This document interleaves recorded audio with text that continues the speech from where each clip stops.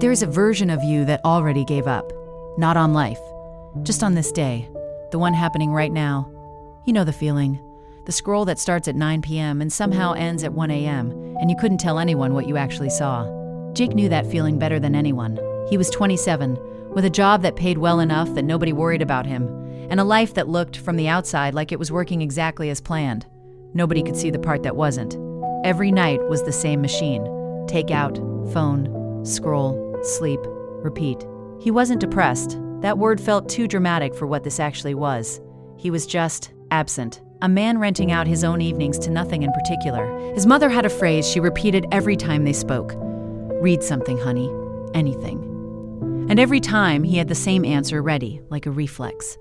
Why would I spend 2 hours reading something I could watch in 2 minutes? It wasn't arrogance, it was logic. At least it sounded like logic. Then one ordinary Tuesday, on a break nobody else even noticed was happening, he saw Sarah from 2 desks over. She wasn't on her phone. She was holding an actual book. Worn, bent at the spine, clearly read more than once. He asked her, almost as a joke, why read when you could just watch something instead? She didn't look up immediately. She finished her sentence first. Then she said the 7 words that would not leave him alone for the rest of his life. Reading is part of who I am. He laughed it off in the moment. Come on, it's just a book. She just shrugged and kept reading. But here's the part nobody tells you about.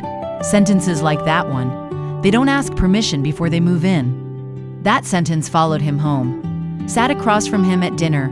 Was still there at midnight while he scrolled through the lives of strangers he would never meet. So he did something he had never done before in his entire life. He set the phone face down, opened his laptop instead, and typed a sentence into Google he had never said out loud to a single human being. Why do I feel nothing? The third result was a book. The title felt less like a suggestion and more like it had been waiting for him specifically. He bought it that night, telling himself he'd read a page, maybe 2, just to see. He read until 2 a.m. He had work in 5 hours. He didn't care. There was no explosion, no before and after movie moment. It felt smaller than that, like a window cracking open in a room he hadn't realized was sealed shut his whole life. He finished the book in 9 days, on the train, in the break room, in the 10 minutes he used to give to his phone before falling asleep. Then he picked up another book, and another. His job stayed the same. His apartment stayed the same. His bank account didn't move an inch. But something underneath all of it shifted. The way a tide moves so slowly that nobody notices, until one day the shoreline simply looks different than it used to. He started catching his own thoughts instead of drowning them out. He started finishing conversations, phone face down on the table, actually listening instead of waiting for his turn to check it. He started feeling like a man living inside his own life, instead of one standing just outside it, watching it happen to someone else. 6 months later, his sister asked him the question everyone eventually asks. What happened to you? You seem different.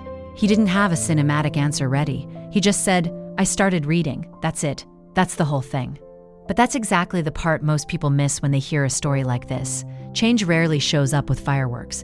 It shows up in the in-between moments, the 10 minutes you almost let slip away into your phone instead.